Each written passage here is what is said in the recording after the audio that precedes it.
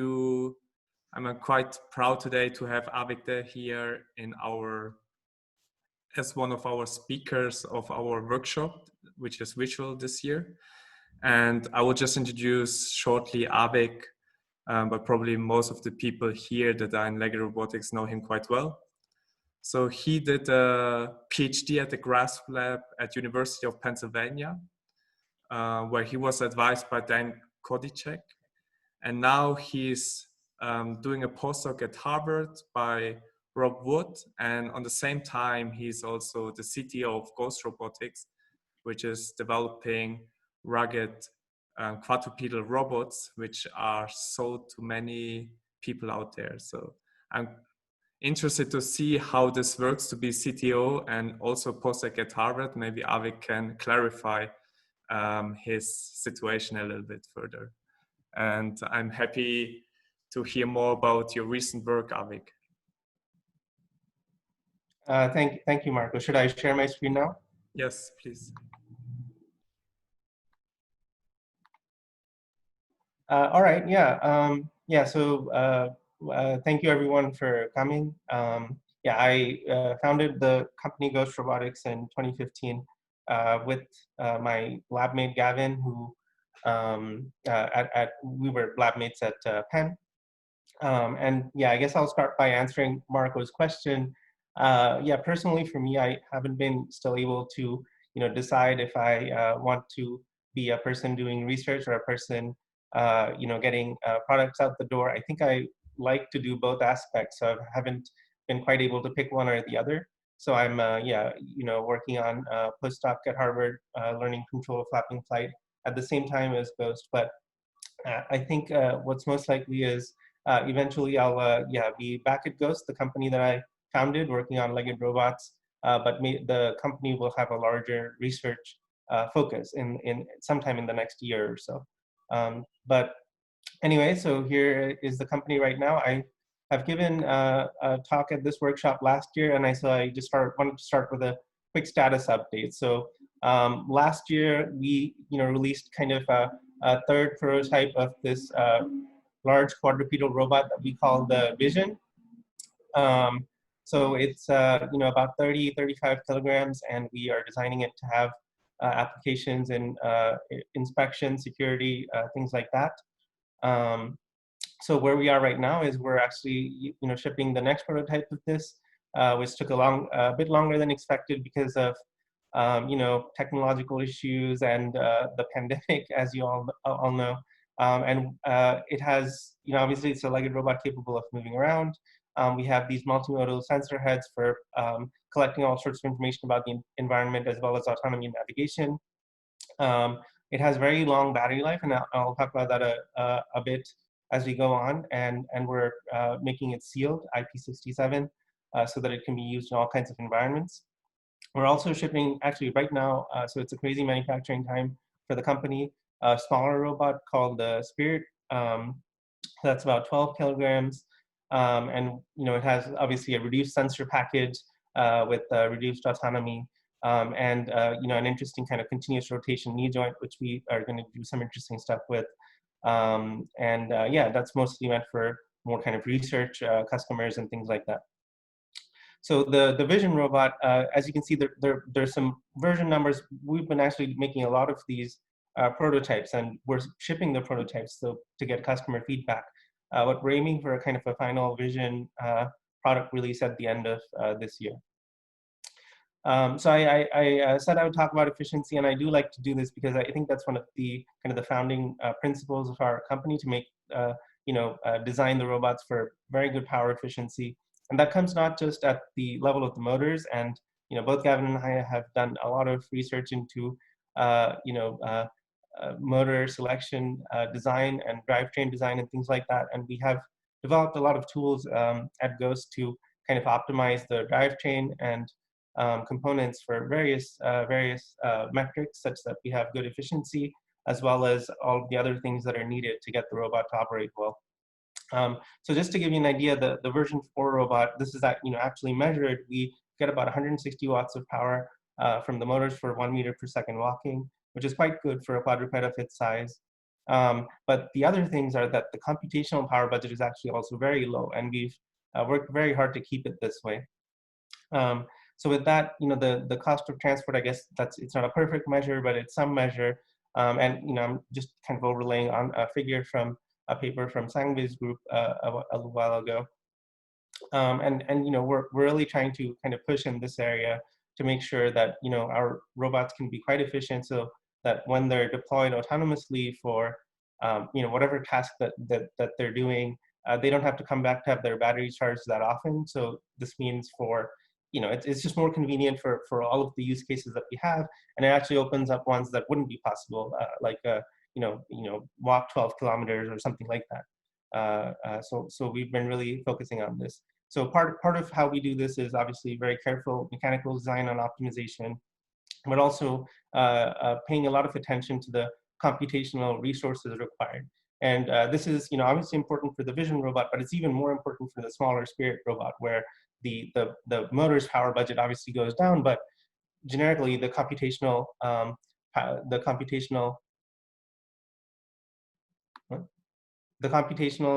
budget would not go away. All right, so I'll talk mostly about the computation today, because I think I've talked a bit about the mechanical design stuff at a previous workshop. So you've all seen this kind of floating torso model. It's actually very common in quadrupedal control, where people try to keep the legs low inertia, light, and have a relatively simple model then to control the dynamics. And here, this is just one example, and obviously this is not where it started. Long tradition of using this kind of model in legged robotics. And the point is, we know that the gait stabilization for all sorts of dynamic gaits, simple models are sufficient for doing this. And you can have reactive control strategies. Maybe like some small MPC and simple models can give you very good gait stabilization and be computationally quite efficient. But the question is, what happens then when you take these kind of ideas for gait stabilization and then put it into like an environment like on the right, where I guess it's I should have labeled some of these things, but basically what it's showing is some kind of point cloud or something, and there are a lot of obstacles in this environment where it's a picture of a staircase, as you can possibly guess, and the robot has a lot of obstacles to worry about. There's a lot of non-convexity in the environment, and there are geometry constraints about where the legs can go, where the bodies can go, and it's very difficult to kind of put this kind of environment and task into the simple model on the left. So firstly, yeah, the geometry is very non-convex, so it's not straightforward to convert that to some kind of convex problem. And to kind of predict where the robot's going to go, to have some kind of predictive control, there's not, it's pretty obvious that you need to kind of think about the nonlinear dynamics or have some workaround for that. So I'll talk about a bit how we've been approaching this to have all of this happen with a very small computational footprint. So the way we've been approaching this is this kind of hierarchical template-based control. So this language of templates, it's just kind of what my advisor favored, but a similar idea shows up in all sorts of legged robotics literature and even other robotics literature, where basically the idea is that you have it also shows up by the name of zero dynamics and things like that, where there's some kind of high priority a dynamics anchoring that happens and kind of makes the dynamics reside on a lower dimensional submanifold, which is called the template. So here, just the way I'm thinking about it is that the body, with all of its dynamical complexity, stabilization at 1 kilohertz, all of the kind of the minutiae of the dynamics, we don't kind of think about all of those things when we go to deal with these environmental obstacles and things like that. But we instead we instead derive a new template model, so you can see my mouse, that's not fully second order, and it doesn't capture all of the dynamics that are present down here, and obviously the controllers down here are dealing with, but they're of a kind of a reduced dimension, so that, and they're also running at a lower frequency than the gate stabilization. But on the other hand, the complexity of the task that the controller on the right is dealing with is much higher. So with this kind of trade-off, we can make it so that obviously the blind controller runs very efficiently. We actually run it on a microcontroller to stabilize all of our gates. And that controller is reactive. It doesn't have any foresight. And obviously the control problem is convex, which we know for this floating torso model. And the non-blind controller, and I'll talk a little bit about how we do this, it is predictive, but we keep it convex with a little bit of pre-processing, and it runs very, very efficiently. So just to, what is the blind layer doing? So here are, I just wanted to give some updates with some videos of what the robots are doing these days. And these are all with just the blind control layer, which, all of these videos are just running on the microcontroller for the next 3 videos. So obviously they don't know anything about the terrain that they're looking at, if it's slopes or rocks or things like that. And you saw a little bit of a small jog there, different gates, hills and things like that. So none of this needs to know anything about the environment. There's a very small estimator of the underlying slope that it's using here. That's pretty easy to quickly derive. And the gate stabilization is all happening with this blind control layer. You can also have different walking gates. This is we call it a crawl gate, where obviously the leg contacts are more staggered and useful on more rough terrain. We use the walking trot much more frequently as kind of a more generic gait, but all of these are possible with the same kind of blind floating torso control layer. So this is the vision robot. The other thing that the blind layer does is it has all of these things we call reflexes. So basically, that means you can see that the robot's kind of stepping much more quickly and adjusting its foothold locations to quickly recover balance under more extreme perturbations. And all of these things are also built into kind of the blind control layer. So there's no kind of higher level controller needed to enable all of these things. Again, in this video, the robot doesn't know anything about these things it's stepping on. In this particular video, we've tried to confuse the robot by putting a moving ground under it, so its own velocity estimate is quite confused.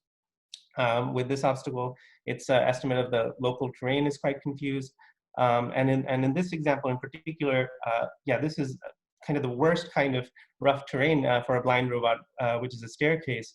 And we've spent a lot of time on these kind of blind reflexes to make sure, when inevitably the leg catches on the riser and slips, how to detect that slip, how to handle that slip so that the robot doesn't, fall and quickly recovers usable contacts. So all of those, we call these kind of blind reflexes that really help when we go up to the next higher level control. Also, we have, I mentioned the Spirit. It's a smaller robot. It's about 12 kilograms, I don't know, something like 3 to 5 kilograms of payload. Outdoors about 2 meters per second. We haven't really focused that much on speed and things like that, but it does the walking and running with exactly the same controllers, by the way, that are running on the vision robot.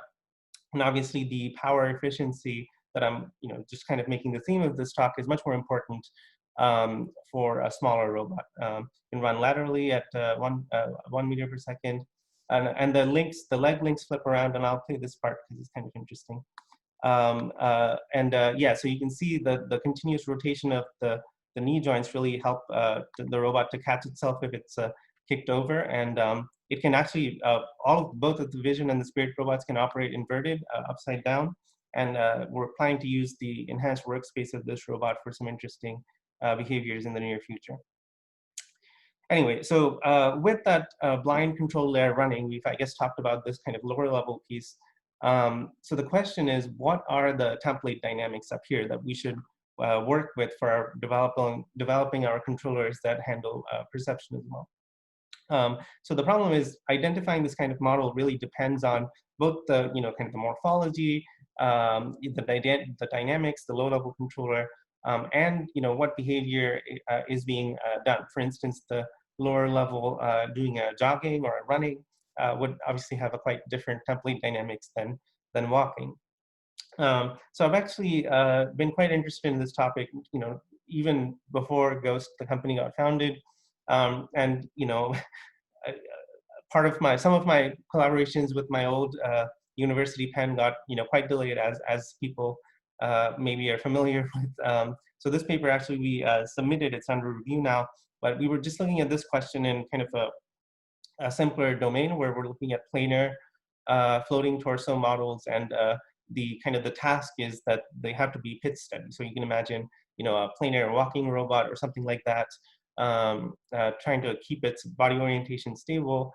We basically wanted to identify exactly what the template dynamics would be, and we showed with the analysis that it has to look like these kind of inverted pendulum-like models, which we have in our intuition. We know that these kind of inverted pendulum models are useful, but being able to show exactly under what conditions the dynamics exactly look like that, I think is quite interesting, and opens up a different way to kind of think about these higher level template-based controllers.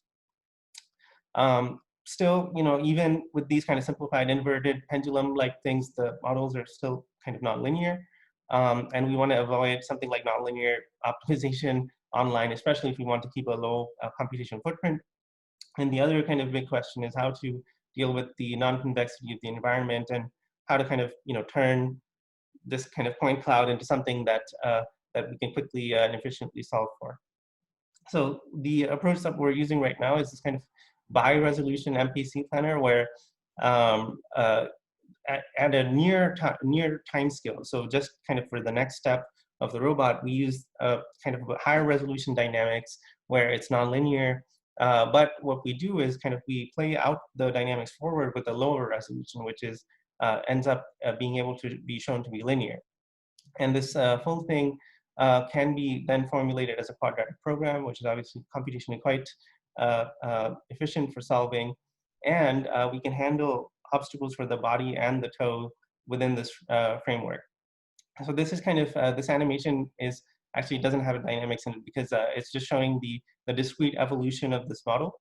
But obviously it works for including the low-level dynamics as well. So you can see the simulated robot here is trying to climb the staircase, and I included this animation just to show you kind of the magenta lines over here are the model's prediction of the next step, and that's what's obviously being used to avoid the obstacles with the toes, and that's how it's able to successfully navigate this simple environment. So what we do is we identify and isolate, and I'll talk about this a little bit, all of the non-convexity in this problem in a pre-processing step, so that the actual the quadratic program can end up just being solved very quickly. This full planner, actually we use a Jetson Xavier at the moment, which maybe if you're familiar with, it's not like the most powerful CPU in the world, but this whole problem can be solved in 150 microseconds, which is very quick, and certainly we could run this at a kilohertz if we needed to, but running it at 100 to 200 hertz seems to be sufficient. So here is some of that in practice. So the same thing that you saw in the simulation in the previous video. I will point out that we're using motion capture and known obstacles in this video. We're still working on the perception and state estimation. There are quite a few challenges there, as a lot of you may know. But yeah, in terms of the controller and planner, it seems to be quite sufficient with a very low computational footprint for solving this problem. We can climb the stairs at 0.5 meters per second approximately, which is, I think, yeah, definitely reasonably fast. And here is a quick animation of what the perception is seeing when we're doing something like this. And you can see we're trying to identify the regions that the robot can step in. And then we basically identify these and pick and select with some heuristics where we're going to step, and use those as inputs into our the quadratic program setup. This system is actually able to, because we run it at 100, 200 hertz, is obviously very capable of doing reactive replanning. So what's happening in this animation is, and we have some videos of this, but I can find one to have for the talk this morning. There's kind of a horizontal red line that you'll see occurring periodically, and that's just applying like a force perturbation to the center of mass. with the result that often the planned, I guess, in quotes, step location has to be modified on the fly, and that's very possible within this framework without any problems, which is quite useful in a lot of situations. And here's an older video, so there's some issues with it, but you can see, yeah, the same principle in practice. The robot's just trying to avoid stepping in this kind of virtual gap while someone's pulling on it, and obviously it's able to replan where it's stepping very quickly to avoid the gap. Within the same framework, we're also able to have obstacle avoidance for the body. I didn't talk that much about this, but yeah, basically how we handle this is we have the obstacles create and some smaller quadratic programs that create a local free space for the body, and basically we project the goal of the robot when it's being commanded within this local free space, so it's never trying to escape this kind of local free region that's constructed. And all of this operation ends up being convex, and it's obviously also very efficient to solve and allows us to avoid obstacles. So again, these are virtual obstacles. This part is actually easier with perception, but yeah, this block on the left has been classified as an obstacle for the robot, as well as this box on the right. And we're just kind of blindly trying to drive it through this gap. This gap is a little bit narrow, so the robot does end up having to slow down a little bit, but yeah, it's certainly able to navigate these kinds of obstacles. Here's another small example of this kind of navigation, all within the same framework, where we have just kind of 2 goal points specified all the way over here in this room and all the way down here, and the robot's just kind of doing this patrol task. There's also a virtual gap over here, and so all of these you can see work together fairly well. So the body avoids the body obstacles, and the toes avoid the toe obstacles, and all of this is with the template model being respected by the low-level controllers. Yeah, I guess that's it for this talk. So just to summarize, we've been really focusing on power efficiency with the design as well as control. So I talked a little bit about the control for that today. We're using hierarchy and modularity in our control design, and that's obviously something that's I've been doing for my whole career, and I think has a very interesting implications as we continue to generalize to more and more complicated robots and tasks. Yeah, overall, this robot hopefully will be able to have a final release at the end of this year with a final manufacturable design as well as control and autonomy software. And here's a robot of the robot doing a video of the robot doing a very useful task of carrying my colleague's cat around. So I thought I would leave you with that. Thanks, Avik. That's quite amazing progress that I've seen. Thank you. I'll stop the share now. Yeah. So one of my first questions was when I saw the blind locomotion, what kind of reactive reflexes are you using for the blind locomotion? It's like early touchdown, late touchdown, or what happens if you collide in the air with the leg? Yeah, that's a very good question. So one thing I didn't mention is that, yeah, our robots, to just kind of keep the cost down, there are no force sensors anywhere in the legs. So the contact detection, and loss of contact detection, which is actually much more difficult, happens with, onboard kind of proprioceptive sensing and a dynamics momentum observer. So the ones you mentioned, we have early touchdown. We also have stubbing, which is kind of a different kind of obstacle to the toe. We have loss of contact. So when a leg is supposed to be in stance and somehow we detect that it's slipping, we have a slipping response, and that reconfigures the kind of the gait timing as well. Yeah, so those are the main. The gait timing as well, then. It does, yeah. It basically, so the gait timing, it's nominally for the trot gait, for example, 2 legs in swing and 2 legs in stance.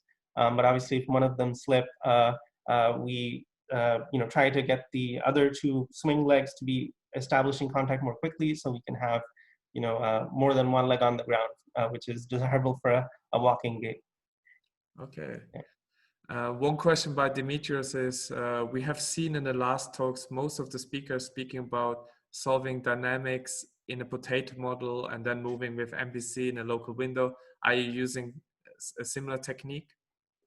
Yeah, for the low-level blind control, we're not using an MPC there at the moment. It seems like walking and running gates all run quite well with the reactive. The stabilization can be done with a reactive strategy, which doesn't need to think ahead.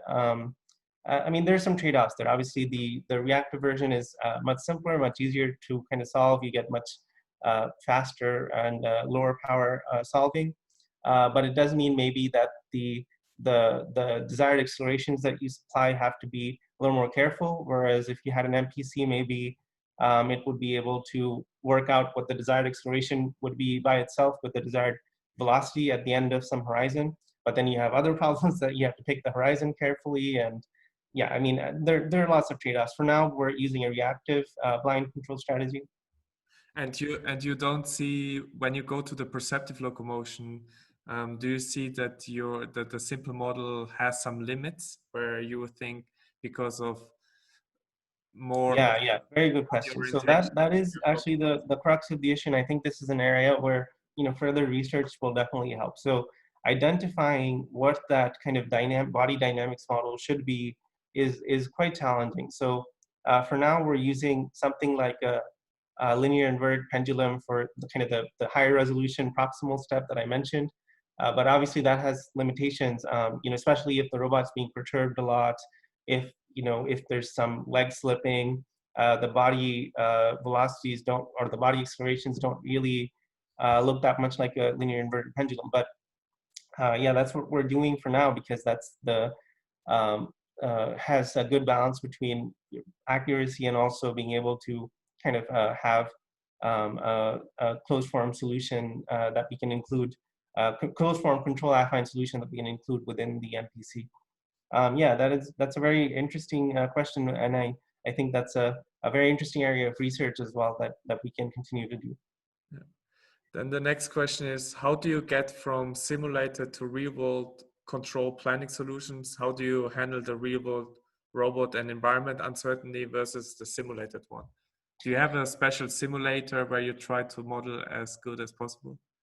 No, actually, so the simulation animations I showed you today, yeah, for the majority of the development of the robot, the simulation has been less stable than the robot because, yeah, I mean, mostly because we're not experts at simulation, and it's honestly not something we've had sufficient time to kind of really make accurate. That simulation in particular was using the bullet physics engine developed by Erwin at Google. And he provided some guidance early on how to tune it a little bit. But honestly, it's not something that we can truly rely on to be 100% accurate. I'm sure with sufficient time and debugging and tuning of the simulation, we could get it there. But the workflow at Ghost ends up being, we use the simulation to do logical debugging. Do we have bug in our code or something?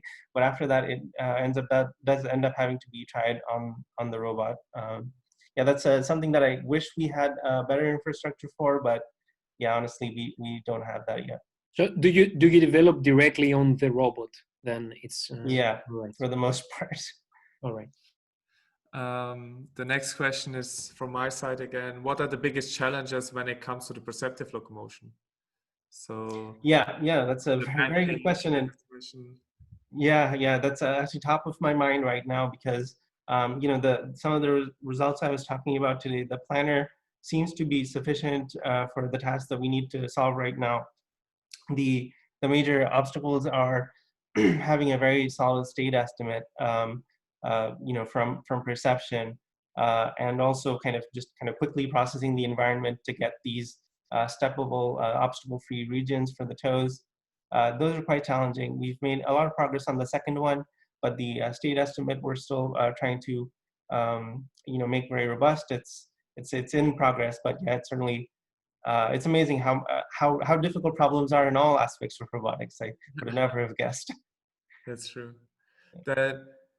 So when I saw the rough terrain locomotion with the perception, I saw that you create these regions where the robot is allowed to step in, and it looks like you add them as constraints to your optimization problem. So my question is, how do you identify these regions? I guess they then have to be convex as well. And then the next, also on top of that, how do you choose between them? Because as soon as you include all of them, you have a problem. Yeah, it's not convex. Yeah, Yeah. No, excellent question. Yes, exactly. So we actually, one thing you said, yeah, including them as constraints. I guess it turns out to be about the same thing, but we choose to have them more in the objective as like a weight with a weight. Something like a penalty method would do as well. Just because we have issues with fragility. We don't want infeasible solutions. But I mean, it's more or less the same thing. And that, yeah, the convexity, it's a very good point. And yeah, that is the major challenge because the environment is non-convex. So what we do is we have this, that's what I call the pre-processing step. So all of the non-convexity, we put in this step where basically we identify which of the non-convex regions, which convex sub-region of the non-convex region we will step in, and the QP proceeds after that. And obviously that can be changed. But it's kind of this isolated non-convex step that's also run in just before the QP. Okay. Then the next question is, do the system use any offline and online optimization approach for MPC and trajectory optimization? I think the question is regarding in general if you also have some offline trajectory optimization that do more crazy motions. Yeah. I mean, so for the behaviors I showed today, that's not required because we can generate the desired accelerations on board pretty easily with some kind of simple models and heuristics. There are tasks like leaping and things like that for which we are working on that kind of combined solution with some onboard tracking and offline optimization. It's possible that some of those can also be done with reactive strategies, but nothing for the task that I showed today. Okay. Then the next question by Dimitrios is, what is the payload of the robot? Have you tried performing actions when the robot is loaded with heavy items? Yeah, actually. So I didn't have a time to talk about this today, but yes, the Vision robot has a payload. We advertise 7 kilograms, but it can be actually a lot more depending on, if you can take a little bit of capacity out of the battery and use that as payload instead. The battery's very heavy. So a significant payload. And we actually have in the blind controller, it can compensate for the payload. So firstly, even if we didn't do the compensation, the model, the kind of the floating torso model is so simple that it ends up, compensating fairly well by itself. But we can also just add an adaptive estimation or a fixed input for a known payload, and it would just compensate for that. So we have done a lot of tests with offset payloads just because projects we've had, so we can input those into our low-level controller. Okay. Then the next question is, how are you targeting industrial applications with these robots, or is the current focus more on supplying platforms to R&D in institutions? No, I think actually only probably less than 5% of our customers are in the R&D area. I hope we can, we might be increasing that because of the smaller Spirit robot, but the larger Vision robot, honestly, it's been much more been used a lot by projects in the industrial area, as well as kind of the DoD, which obviously has projects, not like harmful projects, but projects where there's security or inspection of facilities that are used by the defense and things like that. So because for those applications, you do need a long battery life, which is one of the features that we really prioritize, and also the ability to carry lots of sensors, which the Vision robots definitely allow. Yeah. And I would like to conclude your talk with a final question that we asked Jonathan Horst, the CTO of Agility Robotics, and also Marko Huta, who also started a hardware/software company. Can you give us a little bit insight in your history, how you started with and decided on having a startup, and especially what are your challenges that you face selling hardware, especially robotic hardware.